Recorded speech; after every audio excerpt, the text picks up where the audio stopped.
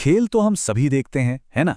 लेकिन क्या कभी इस बात पर गौर किया है कि मैदान पर उतरने वाले खिलाड़ियों की जो संख्या होती है, वो इतनी सटीक क्यों होती है? आज के इस विश्लेषण में हम इसी दिलचस्प गणित को डिकोड करने वाले हैं।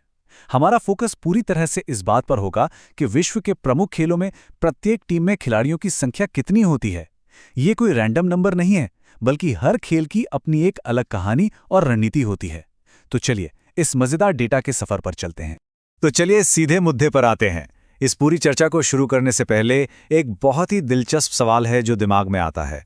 जरा सोचिए, जब हम किसी बड़े मैदानी खेल की बात करते हैं तो एक टीम में अधिकतम कितने खिलाड़ी हो सकते हैं? ये एक ऐसा सवाल है जिसका जवाब शायद हम में से कई लोगों को चौंका सकता है। इस सवाल को अभी अपने दिमाग में रखिए, क्योंकि आज की इस चर्चा के अंत तक हम इस बड़े रहस्य से पर्दा जरूर उठाएंगे। हमारे पास मौजूद ये जो विस्तृत सूची है, ये आज के हमारे विश्लेषण का पूरा कच्चा चिट्ठा है। इसमें विश्व के प्रमुख खेलों और उनमें खिलाड़ियों की संख्या का बहुत ही सटीक विवरण दिया गया है। ये डेटा हमें साफ साफ बताता है कि खेलों की असली विविधता सिर्फ उनके नियमों में ही नहीं, बल्कि खिलाड़ियों के इस दिलचस्प गणित में भी छिपी हुई है। इसी बेसलाइन के जरिए हम आगे समझेंगे कि कैसे कुछ खेलों में खिलाड़ियों की संख्या एकदम सेम होती है और कुछ में बिल्कुल अलग। 11 खिलाड़ियों का जादू। दुनिया के कुछ सबसे चहेते खेलों की बात करें तो 11 का आंकड़ा जैसे एक गोल्डन रूल बन गया है।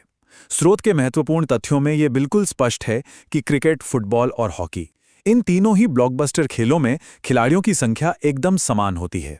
जी हां, प्रत्येक टीम ठीक 11 खिलाड़ियों के साथ मैदान में उतरती है।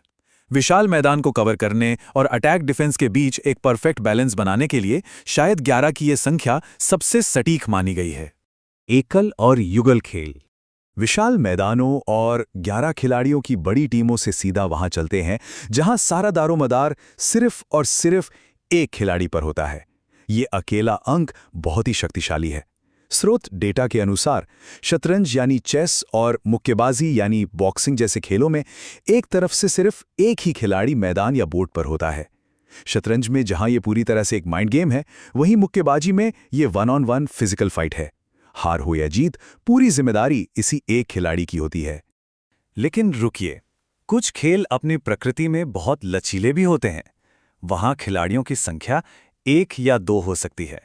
मतलब खेल को या तो एकल प्रारूप यानी सिंगल्स में खेला जा सकता है या फिर युगल प्रारूप यानी डबल्स में।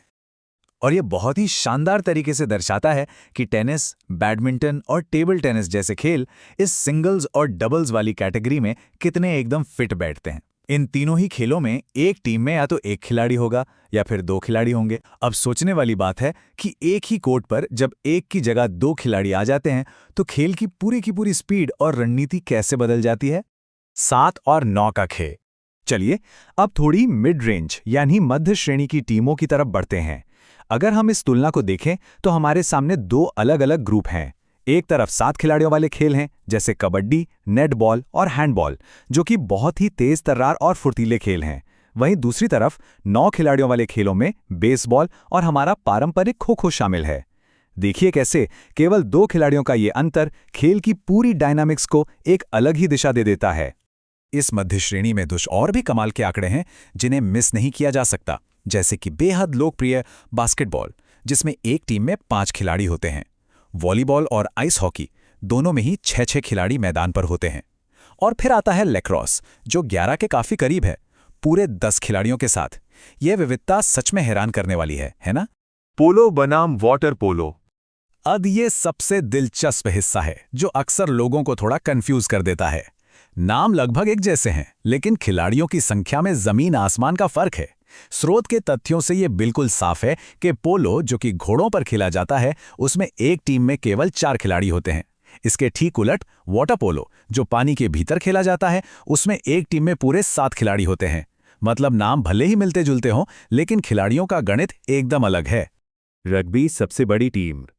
याद है हमने शुरुआत में क्या सवाल पूछा था कि एक टीम में अधिकतम कितने खिलाड़ी हो सकते हैं? तो अब दिल थाम कर बैठिए, क्योंकि वो जादुई आंकड़ा है 15। जी हां, बिल्कुल सही सुना।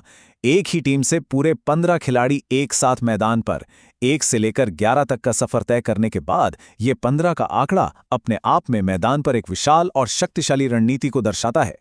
तो सबसे महत्वपूर्ण बात यह है कि हमारे स्रोत के महत्वपूर्ण तथ्य भी इसी बात पर अपनी पक्की मोहर लगाते हैं। यहाँ साफ तौर पर दर्ज है कि रग्बी फुटबॉल में प्रति टीम सबसे अधिक खिलाड़ी यानी 15 होते हैं। रग्बी जैसा पावर पैक और शारीरिक रूप से चुनौतीपूर्ण खेल, जहां मैदान के हर एक इंच के लिए जद्दोजहद होती है, वहां 15 खिलाड़ियों की ये भारी भरकम फौज इस खेल को दुनिया में सबसे अलग और अनोखा बना देती है। तो इन सारे आंकड़ों को गहराई से समझने के बाद एक बहुत ही गहरा सवाल सामने आता है। क्या सिर्फ खिलाड़ियों की ये संख्या ही किसी खेल की पूरी रणनीति और उसकी आत्मा को जन्म देती है? शतरंज के बोर्ड पर अकेले बैठे एक खिलाड़ी से लेकर रग्बी के मैदान पर भिड़ते 15 खिलाड़ियों तक, ये पूरा गणित हमें सोचने पर मजबूर करता है कि कैसे एक सिंपल सा नंबर खेल के मैदान को एक कला के मंच में बदल देता है। इस दिलचस्प चर्चा का हिस्सा बनने के लिए बहुत बहुत धन्यवाद।